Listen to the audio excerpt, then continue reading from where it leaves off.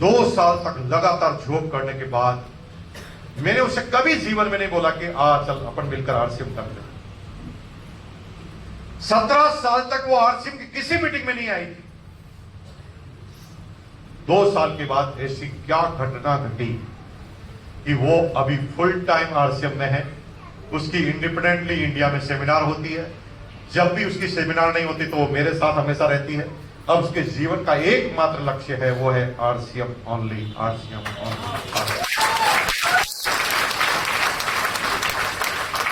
अब स्टोरी क्योंकि मैंने बता दी तो बुलाने की जरूरत नहीं है। बुलाने की जरूरत है तो भैया देखो, छोटी बच्ची है, थोड़ा हिट करोगे, चिल्लाओगे, खड़े हो जाओगे, तालियां बजाओगे तो आएगी, बाकी नहीं होगी। आपकी जोरदार तालियों के बीच में प्लीज करो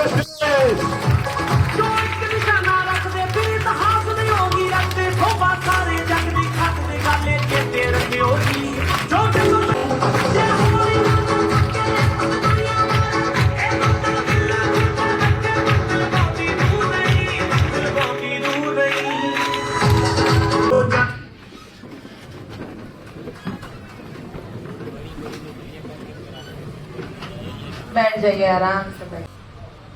जय आरसीएम। मेरा नाम अंजलि कोठारी है। थोड़ा सा डिस्क्रिप्शन पापा ने आपको मेरे बारे में दिया, थोड़ा सा आपको मेरे बारे में पता है, पर मैं क्या स्टेज पे इसलिए आती हूँ क्योंकि थोड़ा सा मेरे अंदर थोड़ा सा मतलब एक तो देखो, सबसे पहले कुछ भी बोलूं मैं उससे पहले मैं आपको 3 चीजें मेरे बारे में क्लियर कर देती हूँ। क्या कितनी चीजें क्लियर करना चाहती हूँ? 3 चीजें। 3 चीजों में से सबसे पहला रीजन है कि मेरी हिंदी रीजन क्या समझ यार, अभी आपको पता चलेगा मैं क्यों इतना अटक रही हूँ। क्योंकि मेरा पहला जो चीज है जो मैं क्लियर करना चाहती हूँ वो है कि मेरी हिंदी बड़ी खराब है।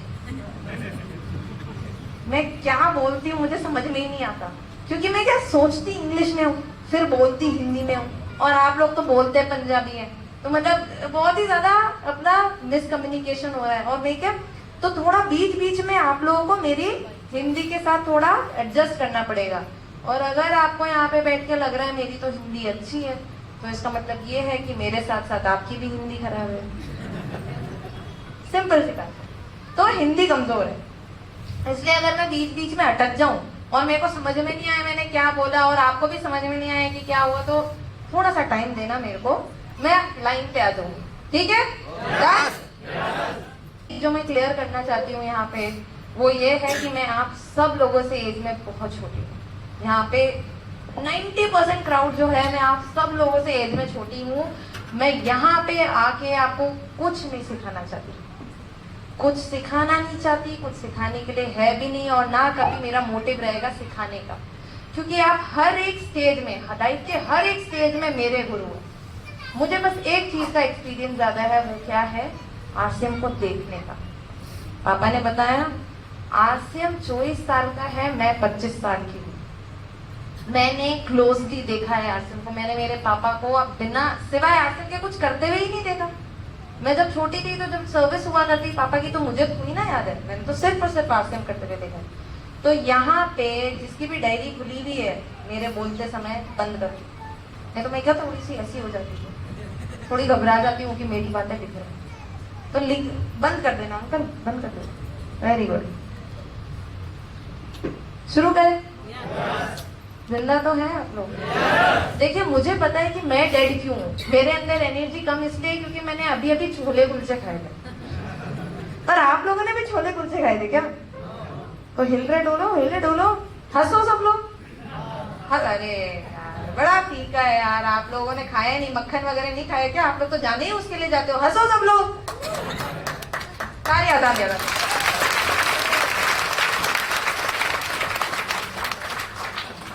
अपनी बात शुरुआत करती हूँ। जब भी कोई मेरे से पूछता है ना कि आपका नाम क्या है, अपने आप को इंट्रोड्यूस करो, तो मैं जब भी करती हूँ तो मैं बोलती हूँ hi my self Anjali Kothari, मैं आरसीएम की बच्ची हूँ। मैं किसकी बच्ची हूँ? आरसीएम की बच्ची हूँ। मैंने शुरुआत से सिर्फ और सिर्फ आरसीएम देखा है और कुछ नहीं देखा है। तो लोग अंकल है ना, पीसी छाबड़ा सर, वो उन्हें छोटे से बड़ा होते हुए देखा है, तो मैं उनको मेरे मुंह से ही इसलिए हमेशा अंकल निकलते हैं क्योंकि मैंने हमेशा उनको उसी स्टैचर पे देखा है।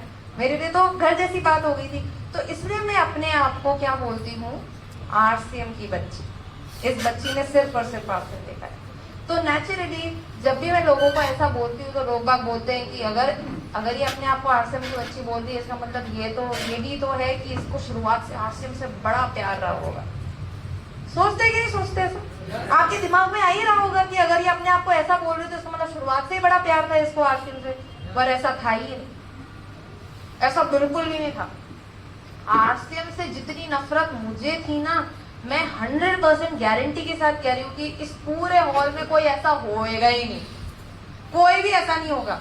मुकेश कोठारी की डॉटर खुद इतनी डीमोटिवेटेड थी आरसीएम करने के लिए। मुकेश कोठारी तो दुनिया भर घूमते हैं, क्या पूरे इंडिया घूमते हैं मोटिवेट करने की, कैसे लोगों को आरसीएम करना चाहिए, क्यों करना चाहिए, और उनकी खुद की बेटी डीमोटिवेटेड थी। रीजन बीइंग घर की मुर्गी दाल बना होता है, घर में जो होता है उसकी अहमियत कहाँ पता होती है, हमें नहीं पता थी, मुझे भी नहीं पता थी। इतनी नफरत थी कि 17 साल में पापा की किसी भी सेमिनार में नहीं गई, और यहाँ पे जितने भी सीनियर लीडर्स हैं उनको पता है कि उन्होंने मेरे को कभी किसी सेमिनार में इससे पहले देखा ही नहीं होगा, किसी ने नहीं देखा होगा। इतनी नफरत थी कि तो मैंने डिसाइड कर लिया था कि अगर इतनी नफरत है तो पापा का मम्मी के साथ तो काम करना नहीं है। अब मुझे खुद के लिए ढूंढना पड़ेगा कि मेरे को जिंदगी में आगे फ्यूचर में करना क्या है। तो मुझे ये पता था मैं फैशन में अच्छी हूँ, मुझे हमेशा से कपड़े देखना, कपड़ों की लैंग्वेज समझना, क्यों कर किसी ने ऐसे कपड़े पहने हैं, वो हमेशा से मेरे को इंटरेस्टिंग लगता था। कपड़े बनाने का शौक नहीं था, कपड़े डिजाइन करने का शौक कभी भी नहीं था, पर कपड़ों की मार्केटिंग का हमेशा से बड़ा शौक था। हमेशा से थोड़ी अट्रैक्टेड रहती थी उस समय, मैं हमेशा कपड़ों के प्रति थोड़ी अट्रैक्टेड रहती थी नेचुरली, क्योंकि मेरी इंस्टिंक्ट ही ये मेरे को बोल रही थी। तो मैंने फैशन कम्युनिकेशन का कोर्स किया एसडी पार्सन्स से।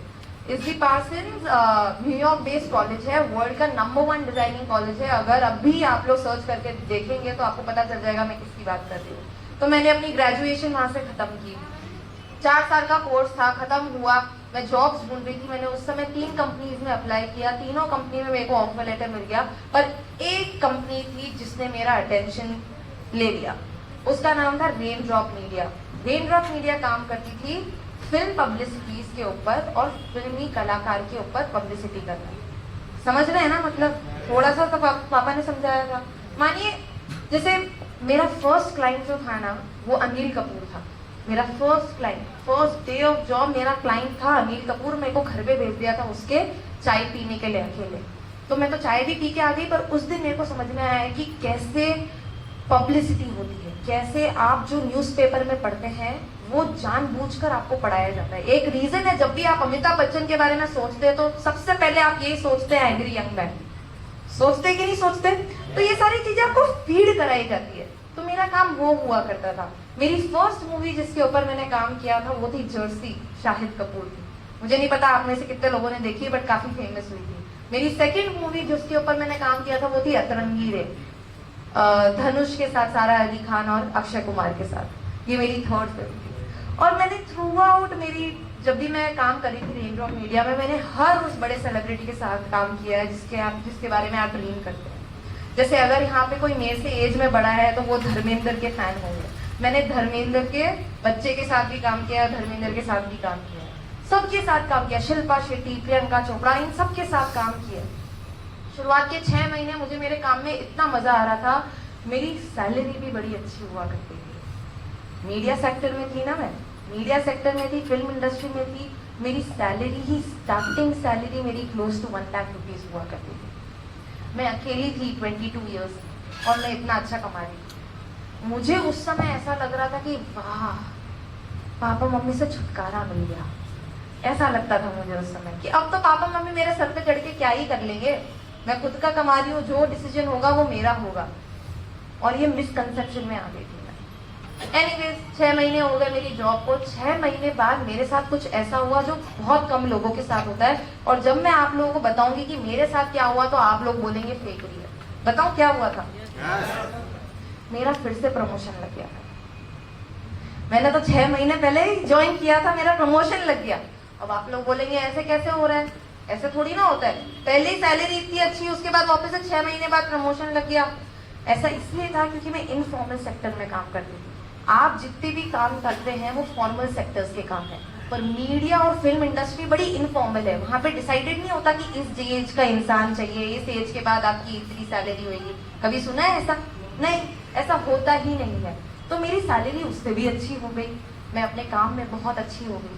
मैं बहुत खुश थी कि मेरी सैलरी इतनी ज़्यादा हो गई, मेरा प्रमोशन लग गया। अकेली लड़की थी मैं, 22 ईयर्स की, मेरे को अपने ऊपर प्राउड होता था, अपने ऊपर ऐसा लगता था कि मैंने इतना सब कुछ कर लिया है अभी से। उस समय ऐसा लगता था। पर मैं एक चीज़ भूल गई थी कि अगर मेरी कंपनी ने मुझे पैसे ज़्यादा दिए हैं, इसका मतलब ये भी तो है कि वो चाहते हैं मैं ज़्यादा काम करूँ। टैंक बना रहा है कि नहीं बना रहा? बना रहा है। पीछे होता है, सबके साथ होता है। अगर आपको प्रमोशन दे रहा है तो इसका मतलब ये थोड़ी ना बोल रहे कि वाह भाई जैसा काम कर रहा था वैसा ही कर ले। नहीं, वो चाहते हैं आप ज्यादा काम करो, और ये वर्ल्ड वाइड रूल है, हर कंपनी के साथ, हर जॉब के साथ। मेरे साथ भी यही हुआ। मैं अपने जॉब में, क्या हो गया भाई, मैं अपने जॉब में इतनी बिजी हो चुकी थी कि मुझे पता नहीं था कि मैं कब उठ रही हूँ, कब जा रही हूँ, किसके लिए काम कर रही हूँ। मैं रोज सुबह 8:30 बजे घर से बाहर निकलती थी और रोज रात में 3 बजे घर पे आती थी। मैं बॉम्बे में अकेली रहती थी। कुछ लोगों को तो आंसू आ जाते जब भी ये सुनते हैं। मुझे भी आंसू ही आते थे उस समय। मुझे समझ में नहीं आ रहा था क्यों कर रही हूँ, किसके लिए कर रही हूँ, पर्पस नहीं है लाइफ में। अगर मेरे को पैसे मिल रहे हैं तो मेरे पापा के सामने ऐसा तो नहीं है कि मैं बहुत ज्यादा कमा रही हूँ, मूंगफली के दाने जितना कमा रही हूँ मेरे पापा के सामने। तो मुझे क्या जरूरत है करने की, मतलब मोटिवेशन नहीं था। और क्या प्रॉब्लम थी, क्या थी कि मैंने मेरे घर पे कभी ऐसी सिचुएशन देखी नहीं। मैंने मेरे पापा को जब भी काम करते हुए देखा, बहुत लगन से काम करते हुए देखा, बहुत प्यार से काम करते हुए देखा, बहुत जुनून के साथ काम करते हुए देखा।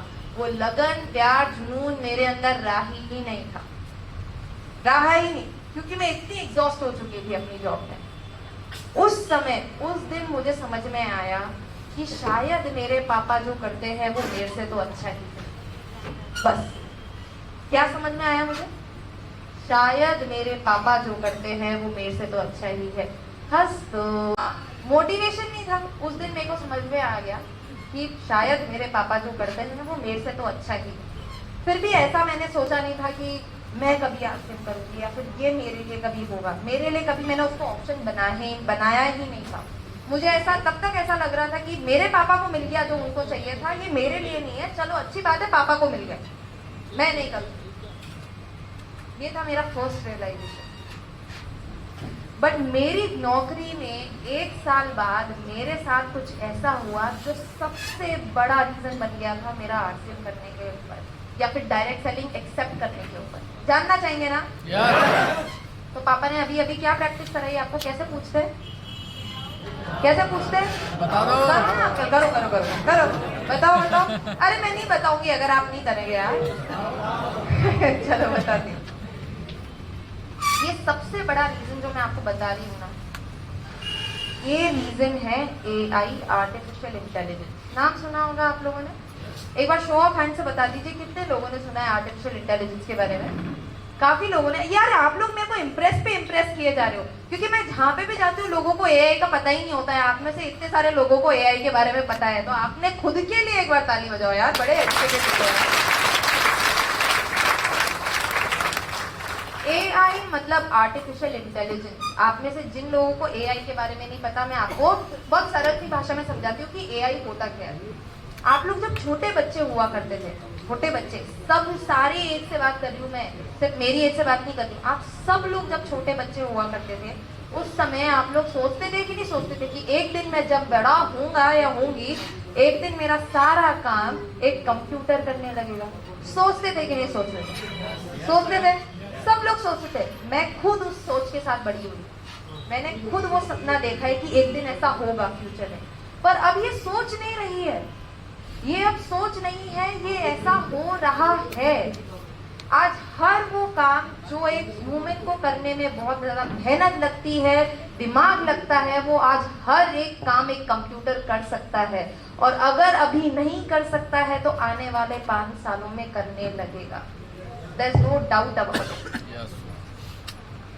मेरे साथ भी मेरी नौकरी में यही हुआ। आप लोग न्यूज़पेपर्स पढ़ते हैं, मैं अज्यूम कर रही हूँ, या फिर जो न्यूज़पेपर नहीं पढ़ते वो लोग इंस्टाग्राम चलाते ही होंगे, वीरल भयानी, मानव मंगलानी की रील्स देखते होंगे, सेलिब्रिटी पैप पोज वगैरह करती है, देखते हैं ना। कई बार जो आप लोग पढ़ते हैं न्यूज़पेपर में, जो पढ़ते हैं ना, वो उनके चीज़ें हम लोग लिखते थे, वो आर्टिकल्स हम लोग लिखते थे ताकि आप लोगों के पास करेक्ट नॉलेज जाए। वो आर्टिकल को लिखने में और पब्लिश होने में मेरे को मिनिमम 2 दिन तो लगते ही थे। मिनिमम मतलब 2 दिन तो कम से कम लगेंगे। उस काम को कभी कभार मैंने 10 दिन भी लिए, क्योंकि क्या करना पड़ता था, फिल्म देखनी पड़ती थी, फिल्म सेलिब्रिटी का इंटरव्यू लेना पड़ता था। इंटरव्यू लेने के बाद लैपटॉप खोल के आप आर्टिकल लिखना चालू करोगे, बॉस अप्रूव करेगी, एडिटर अप्रूव करेगा, तब जाके कोई चीज प्रिंट होती थी।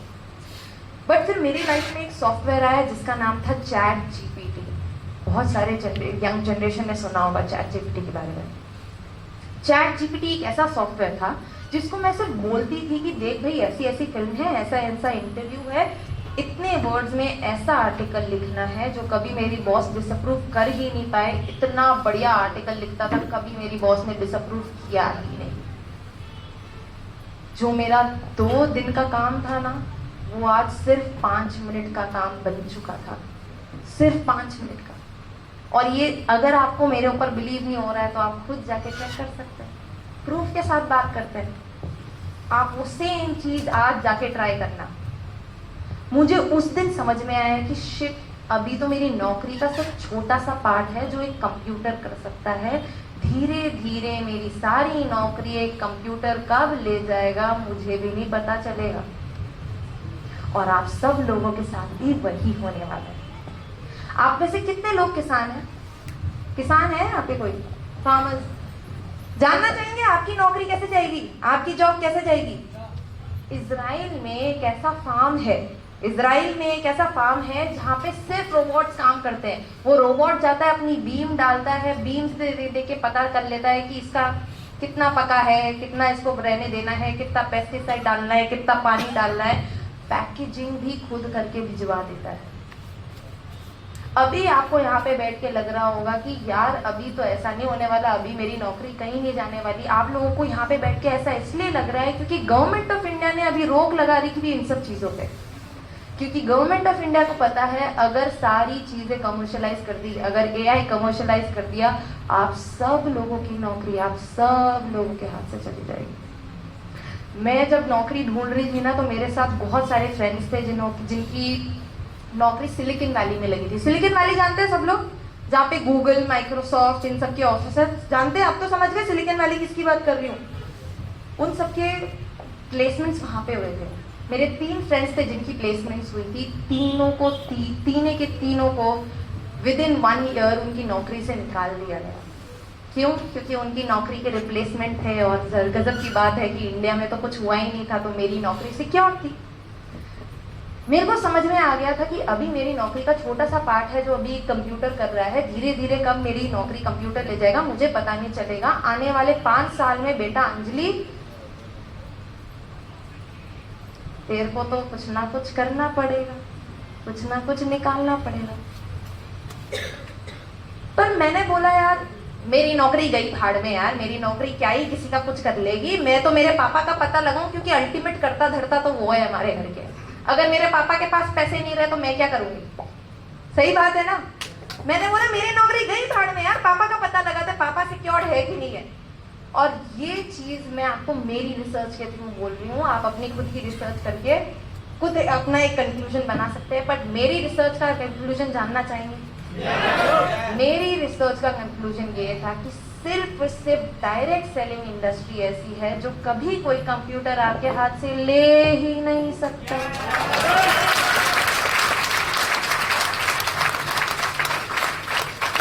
मैंने बोल तो दिया, आप लोगों को पता भी चल गया, बट रीजन पता है कि क्यों नहीं ले पाएगा? तो पूछना नहीं चाहिए आपको? बताओ बताओ। देखिए, डायरेक्ट सेलिंग बिजनेस ही ह्यूमन कनेक्शंस का है, ह्यूमन इमोशंस का है। जब तक आप मेरे से बात नहीं करोगे, मैं आपसे बात नहीं करूंगी, जब तक हम एक सॉलिड कंक्लूजन पे नहीं पहुंच जाएंगे, तब तक डायरेक्ट सेलिंग हो ही नहीं सकती। हमें शुरुआत से सिखाया जाता है कि कंप्यूटर सिर्फ कोड्स पे काम करता है, कंप्यूटर को सिर्फ एक चीज समझ में आती है, वो है लॉजिक। पर गजब की बात तो ये है कि बिजनेस कभी लॉजिक से होता ही नहीं है, बिजनेस तो इमोशन से होता है। और इमोशंस के लिए कभी कोई कंप्यूटर काम करता है? जब कोई चीज कंप्यूटर को आती ही नहीं है, जब इमोशंस कंप्यूटर के अंदर आ ही नहीं सकते, तो कभी कैसे कोई कंप्यूटर डायरेक्ट सेलिंग कर लेगा? सोचने वाली बात है कि नहीं?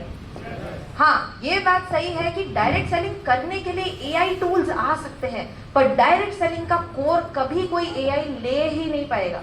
आप मानेंगे नहीं, मैंने अभी यहाँ पे आके चैट जीपीटी के बारे में बात की ना, यहाँ पे आने से पहले सेमिनार खत्म होगी, अपन सब लोग मिलेंगे, मैं आपको एक स्क्रीनशॉट बताऊंगी, आपको पता चल जाएगा कि मैं सही बोल रही हूँ कि नहीं बोल रही हूँ। यहाँ पे आने से पहले मैंने चैट जीपीटी से पूछा था कि चैट जीपीटी, मैं एक डायरेक्ट सेलिंग के इवेंट में जा रही हूँ, मेरे लिए एक स्पीच लिख के दो। डायरेक्ट उसने पूरी स्पीच लिख के दी। एंड में पता है चैट जीपीटी ने खुद ने क्या बोला? जानना चाहेंगे ना? चैट जीपीटी ने खुद ने बोला, देखो भाई, डायरेक्ट सेलिंग ऐसा ऐसा बिजनेस है, गुड गुड एवरीथिंग, बट ये ऐसा बिजनेस है जो मैं कभी नहीं कर पाऊंगा क्योंकि मैं तो कंप्यूटर हूँ।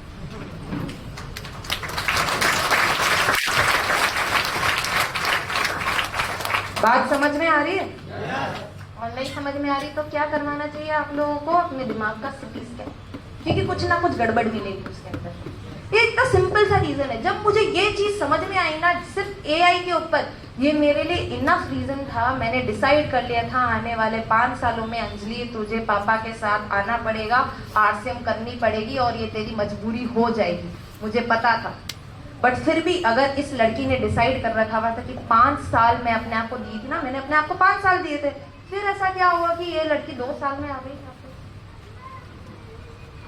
2 साल में यहाँ पे आ गई। उसके पीछे भी अलग ही स्टोरी है, क्योंकि अभी तक मैंने आपको मेरे 2 रीजंस बताए ना।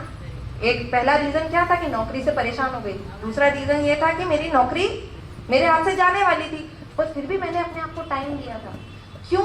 क्योंकि मेरी लाइफ में पर्पस नहीं था अभी तक आरसीएम करने का या फिर डायरेक्ट सेलिंग करने का। मेरी लाइफ में पर्पस नहीं होता, जैसे लोगों की लाइफ में पर्पस होता है कि अपने हम हमारे बच्चों के लिए पैसे कमाना चाहते हैं, हम हमारे माँ बाप के लिए कुछ करना चाहते हैं। मेरी लाइफ में कुछ पर्पस नहीं था। मैं किसके लिए कर रही थी? मैं तो सिर्फ यूं ही ऐसे अपने एक्सपीरियंस के लिए कर रही थी। तो एक बार क्या हुआ, प्रियंका चोपड़ा का नाम सुना है सब लोगों ने? पीछे वाले सुना है ना? प्रियंका चोपड़ा 1 मार्च 2023 को इंडिया आई थी। एग्जैक्टली 1 साल पहले की बात कर रही हूँ मैं।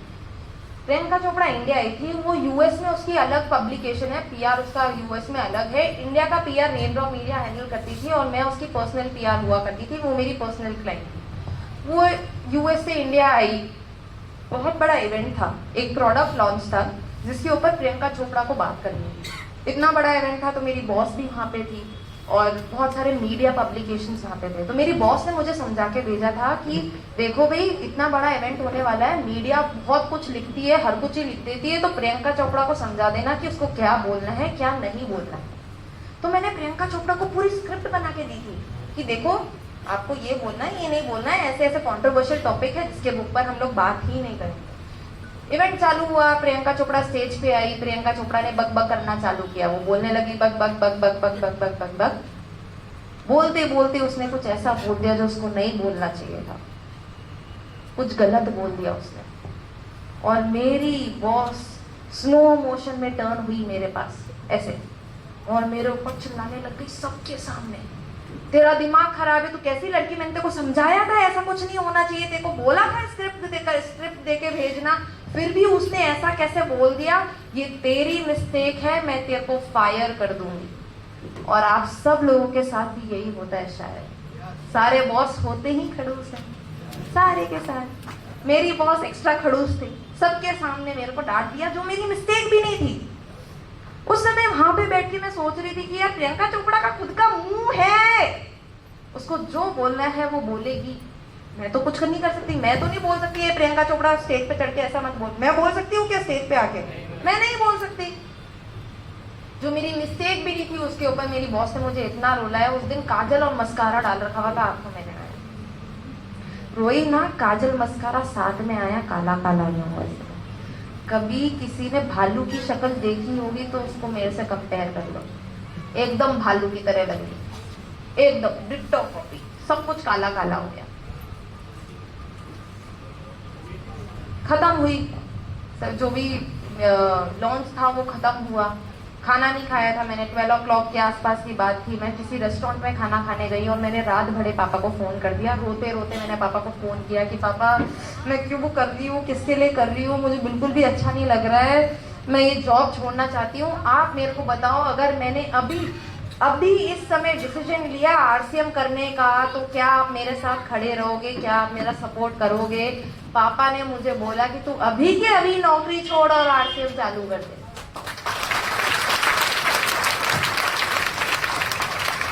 पर ये स्टोरी का एंड है ही नहीं। आप लोगों को यहाँ पे भी बैठ के कुछ लोग सोच रहे होंगे जस्ट बिकॉज इसकी बॉस ने इसके ऊपर चिल्ला दिया इसका मतलब ये आरसीएम करेगी, सोच रहे होंगे ना कुछ। इतना इजी वे थोड़ी ना होता है सबके लिए, मेरे लिए इजी वे था बट ऐसा था नहीं। मैं क्या इमोशंस में आके मैंने हर कुछ ही बोल दिया, क्योंकि मेरी बॉस ने मुझे मेरा बहुत दिल दुखाया था, इसलिए मैंने हर कुछ ही आके बोल दिया। सुबह उठ के मुझे इतना रिग्रेट हुआ, मैंने बोला मैंने बोल कैसे दिया। मैं आरसीएम करने के लिए रेडी हूँ, मैं क्या कर सकती हूँ आरसीएम। मेरे दिल ने बोला कि नहीं अभी तू रेडी नहीं है आरसीएम करने के लिए। तो मैंने बोला अब क्या करूँ, पापा को तो बोल दिया। अब मैं प्लान बनाने लग गई कि कैसे पापा को समझाएं कि आरसीएम करना नहीं है। पर क्या है ना, मेरा बाप है, मेरा बाप है, एक कदम आगे ही चलता। पापा ने अभी स्टेज पे उठ के बोला ना, फॉलो अप बहुत ज्यादा जरूरी है, फॉलो अप करना बहुत ज्यादा जरूरी है। अभी बात कर रहे थे अपनी खुद की बच्ची के साथ फॉलो अप ले रहे थे, वो पर मेरे साथ फॉलो अप ले रहे थे। नेक्स्ट दिन मुझे फोन किया, मैं तो इधर प्लानिंग कर रही हूँ कि कैसे पापा को झांसे में डालूं, और पापा मेरे को झांसे डालने में लगे हुए। पापा ने मेरे को फोन किया और पापा ने मेरे को बोला कि बेटा तूने मेरे को बोला था कि तू आरसीएम करेगी। मैंने बोला हाँ पापा बोला तो था, सच बोल रहे हो आप, मैंने बोला था आपको। पापा बोलते हैं कि अच्छा तो डिसीजन बना ही लिया है, तो ऐसा कर 17 मार्च को मेरी नाला सुपारा में मीटिंग है, तू भी आ जा। नाला सुपारा बॉम्बे में, नाला सुपारा में मेरी मीटिंग है, तू भी आ जा। मैंने आपको बताया ना 17 साल बाद किसी सेमिनार में नहीं जा रही थी मैं, 17 साल बाद किसी सेमिनार में जा रही थी। और मेरा घुसते ही पहले दिमाग खराब हो गया, घुसते ही पहले सेमिनार में दिमाग खराब हुआ, क्योंकि लोग अब चिल्लाए जा रहे जय आरसीएम जय आरसीएम जय आरसीएम। मैंने बोला यार इसी से ही तो पीछे भाग रही थी और इसी के अंदर आ गई, ये कैसी चीज हो गई, दिमाग खराब हो गया। फिर भी मैंने बोला यार हाँ चलो ठीक है, अपने तो एक कान से सुनना है दूसरे कान से निकालना है, बैठ जाओ। और पापा बोलेंगे, लोग बाग बोलेंगे, एक से एक बढ़ के कार्टून आएंगे, बोले दो। आप माफ करना, उस समय जो भी आप लोग आरसीएम करते हैं अभी सीनियर लेवल पे है, प्लीज मैं आपसे क्षमा चाहती हूँ। मैं उस समय आप सब लोगों को कार्टून समझती थी, सब लोगों को। और सबसे बड़े कार्टून कौन थे? मेरे पापा, सबसे बड़े कार्टून। सब लोग आके बात कर रहे थे, उसमें से एक लीडर थी मिस सपना बाखना, जो फीमेल लीडर है, बॉम्बे से काम करती है। और वो स्टेज पे आए, वो बात करने लगे कि कैसे डायरेक्ट सेलिंग की शुरुआत एक लड़की ने की, कैसे डायरेक्ट सेलिंग की शुरुआत एक लड़की ने की थी यूएस में। मैंने बोला यार ये अच्छा है, अगर डायरेक्ट सेलिंग की शुरुआत एक लड़की ने की यूएस में, तो क्यों ऐसा है हम लोग इंडिया में आरसीएम के प्लेटफॉर्म पे एक भी फीमेल कोर लीडर नहीं देखते? एक भी है? नहीं है, नहीं दिखती है। मैंने बोला यार मैं चलो ठीक है यार, मैंने रियलाइज तो कर लिया। मैंने बोला यार अपने क्या लेना देना रे, अपने थोड़ी ना करना है, अपने तो निकलना है यहाँ से। छोड़ो, एक कान से सुनो दूसरे कान से निकाल दो। आप लोग भी वही कर रहे हैं यहाँ पे, मुझे पता है। यहाँ पे देख के पता चला देख के पता कर लेती हूँ मैं कौन एक कान से सुन रहा है दूसरे कान से निकाल रहा है। एनीवेज मैंने पापा की बात खत्म हुई। आप सब लोग मिलने आते हैं ना, जब भी कोई सेमिनार खत्म हो जाती है आप सब लोग मिलने आते हैं, फोटो खींचने आते हैं। वैसे ही मेरे पास एक ग्रुप आया बच्चियों का, बहुत सारी बच्चियों का मेरे पास ग्रुप आया। सेमिनार खत्म हो गई थी, बहुत सारी बच्चियां आई मेरे पास और वो बोलने लगी कि दीदी आपकी लाइफ कितनी अच्छी है, दीदी आप अपनी लाइफ में कितना कुछ कर सकते हो, आपको रोक टोक नहीं है कि तेरे को यहाँ नहीं जाना है, तेरे को वहाँ जाना है, तेरे को ये नहीं करना है, तेरे को वो करना है, हमारे को तो रोक टोक है। उस दिन मुझे समझ में आया कि शिट, आज मैं जो भी लड़की हूँ, जैसी भी लड़की हूँ, जो भी कर सकती हूँ एज अ लड़की, वो सिर्फ और सिर्फ आरसीएम की वजह से और किसी की वजह से हमारी लाइफ में नहीं, और किसी की वजह से नहीं। अगर मेरे पापा आरसीएम नहीं करते, वो एक जॉब में रहते, तो शायद मेरे पापा का थिंकिंग पैटर्न चेंज होता ही नहीं। आप समझिए, मैं राजस्थान से हूँ। कहाँ से हूँ? राजस्थान से। आपके पंजाब में जितनी औरतें बाहर निकलती है ना, उतना निकलने नहीं देते लड़कियों को। वहां पे लड़कियों को घूंघट में रखते हैं। अगर मेरे पापा आरसीएम नहीं करते, मैं 100% गारंटी के साथ कह रही हूँ, मेरी तो अभी तक शादी हो जाती। क्योंकि मेरे पापा बाहर निकले, उन्होंने दुनिया देखी, उनको समझ में आया कि अगर जिंदगी में आगे बढ़ना है, लाइफ में आगे बढ़ना है, देश को आगे बढ़ाना है, तो लड़कियों को भी साथ में आगे लेके बढ़ना पड़ेगा।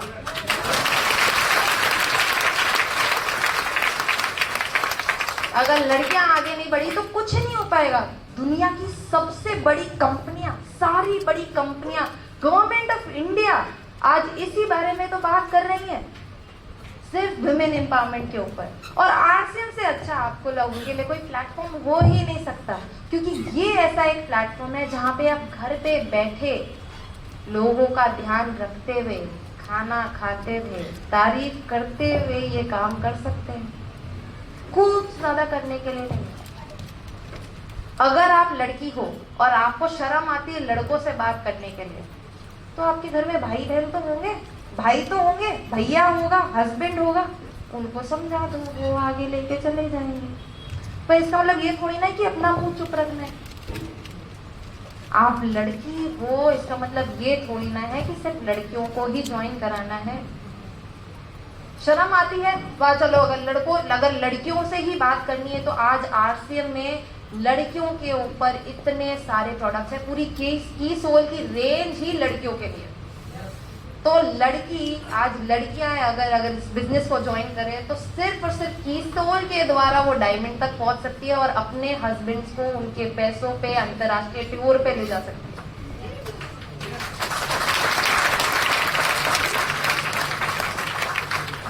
जब मुझे ये चीज समझ में आई ना, मुझे मेरी लाइफ का पर्पस मिल गया।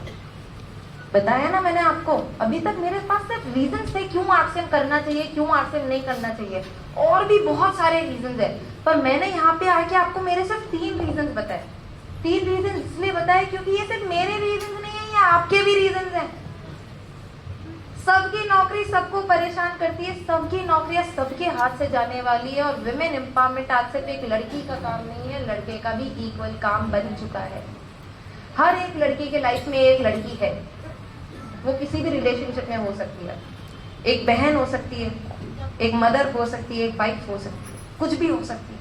तो मैंने आप लोगों को मेरी स्टोरी नहीं बताई, मैंने आप लोगों को आपकी खुद की स्टोरी सुनाई। और अब शायद आप रिलेट कर पा रहे होंगे कि मैंने क्यों इतना बड़ा भाषण दिया। समझ में आ रहा है? ये थे मेरे 3 रीजन। और जब भी मैं स्टेज पे आती हूँ ये 3 रीजन के बारे में इसलिए ही बात करती हूँ क्योंकि मैं चाहती हूँ ये जो मेरे 3 रीजन थे ये आपके भी रीजन बन जाए।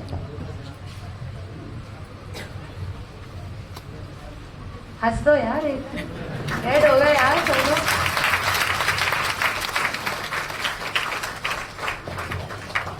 अब देखो, बाकी की बकबक तो मैंने कर ली 30 मिनट की, हैं? अब बाकी के 10 मिनट सुनने हैं ना। सेमिनार तो वही है, एग्जैक्ट सेमिनार तो वही है।